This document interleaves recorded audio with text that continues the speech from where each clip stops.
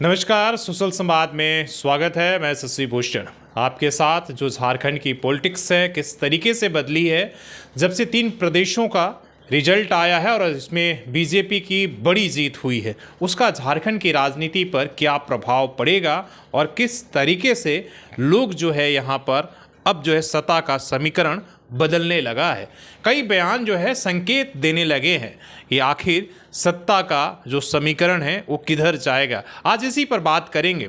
आपको पता ही है कि 5 राज्यों का विधानसभा चुनाव में 3 जो बड़े राज्य थे हिंदी बेल्ट के, उनमें बीजेपी की जीत हुई है और जितने भी एक्सपेक्टेशन था, जितने अनुमान थे, एग्जिट पोल थे, सबसे इतर ये हुआ है। इसका विश्लेषण हर राजनीतिक पंडित, पत्रकार, नेता सभी कर रहा है, लेकिन हम बात सिर्फ झारखंड की करेंगे। झारखंड की बात इसलिए करेंगे कि लगातार जिस तरीके से छत्तीसगढ़ जो आदिवासी बहुल्य राज्य था, मध्य प्रदेश में झारखंड से ज़्यादा आदिवासी वहाँ रहते हैं, वहाँ पर जिस तरीके से, और राजस्थान, इन तीनों प्रदेश में आदिवासी जनसंख्या काफ़ी थी और वहाँ पर बीजेपी की जीत मिली है। जबकि ये माना जाता था कि जो आदिवासी वोटर है वो बीजेपी के तरफ नहीं जाएंगे।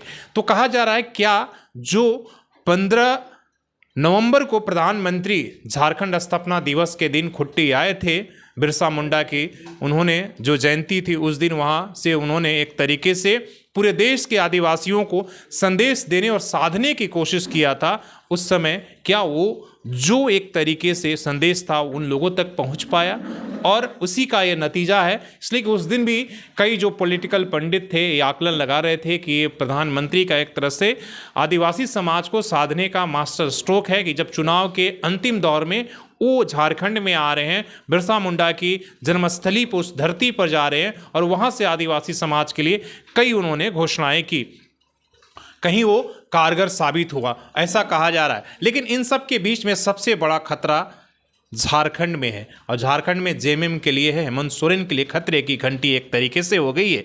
इसलिए कि अगर आदिवासी समाज अगर वो बीजेपी के तरफ जिस तरीके से छत्तीसगढ़, मध्य प्रदेश और राजस्थान में गया, अगर यहाँ भी जाएगा तो फिर जेएमएम का अस्तित्व ही खत्म हो जाएगा। आपको पता है कि जेएमएम की जो राजनीति है, 28 सीटें जो रिजर्व हैं एसटी समाज के लिए, उसी में कमोबेश 20, 22, 23 ऐसे हर बार जेएमएम के खाते में सबसे ज़्यादा हिस्सा जाता है। अगर उसमें बीजेपी अगर सिंध लगा देगी तो जेएमएम के लिए, जेएमएम की राजनीति के लिए और आने वाले समय में के लिए संकेत सही नहीं है।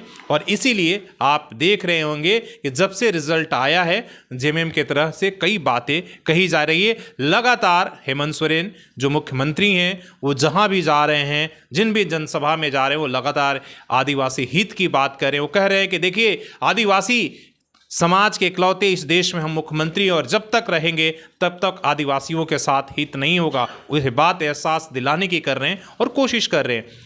दूसरी तरफ जेएमएम ये भी कह रही है, जो जेएमएम के सुप्रिया भट्टाचार्य हैं, महामंत्री पार्टी के बहुत ही कद्दावर नेता हैं केंद्रीय, वो कह रहे हैं कि देखिए अगर कांग्रेस अपने अहंकार में डूबी थी, अगर हेमंत सोरेन इन प्रदेशों में प्रचार प्रसार के लिए बुलाया जाता और जाते तो रिजल्ट कुछ और होता, लेकिन नहीं बुलाया गया और इससे कहीं ना कहीं फ़र्क पड़ा है। और हो सकता भी है कि कांग्रेस को कम से कम आदिवासी के सबसे बड़े चेहरे थे हेमंत सोरेन, मुख्यमंत्री थे, उन्हें बुलाना चाहिए था। ये कहीं ना कहीं चूक हुई है, लेकिन उन्होंने हो सकता है समय रहते इस बातों का एहसास नहीं किया। लेकिन नुकसान यहाँ कांग्रेस से ज़्यादा झारखंड में अगर किसी का, अगर आदिवासी समाज का वोट सकता है तो सबसे ज़्यादा कांग्रेस से ज़्यादा नुकसान हेमंत सोरेन को होगा। तो अब इसमें जेएमएम की रणनीति क्या होगा, क्या कुछ करेंगे?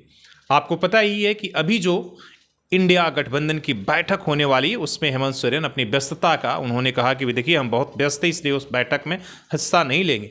उसके भी कई मायने एक तरीके से लोग आकलन कर रहे हैं कि क्या हेमंत सोरेन आने वाले समय में लोकसभा चुनाव और विधानसभा चुनाव में इंडिया गठबंधन से अलग हो जाएंगे? क्या उन्हें अपने वोट खिसकने का डर है और इसलिए वो धीरे धीरे किनारा करने की कोशिश कर रहे हैं? ऐसा ये कहा जा रहा है। आपका इन पर क्या अनुमान है? ये माना जा रहा है कि ऐसा ये संकेत हो सकता है आने वाले समय में कि वो खुद ही जो है एक तरीके से दूरी बना ले और जेएमएम जो है अकेले चुनाव लड़ने की रणनीति बनाए, न इंडिया न एनडीए दोनों तरफ होना जाकर एक अकेले जो है उस चुनाव में जा सकती है। लोकसभा चुनाव को लेकर ऐसा संकेत कहा जा रहा है, जो बीजेपी के लिए सीधे सीधे फायदा पहुंचाने वाली बात होगी। आपका इन तमाम चीज़ों पर क्या कहना है? इस आकलन, इस रिजल्ट को किस तरीके से देख रहे हैं? इसलिए कि जो रिजल्ट आए हैं सबसे ज़्यादा इम्पैक्ट झारखंड में पड़ेंगे। आदिवासी समाज का वोट अगर खिसकता है तो इसका नुकसान जेएमएम को होने वाला है। आप क्या मानते हैं? आप अपनी राय ज़रूर बताइएगा।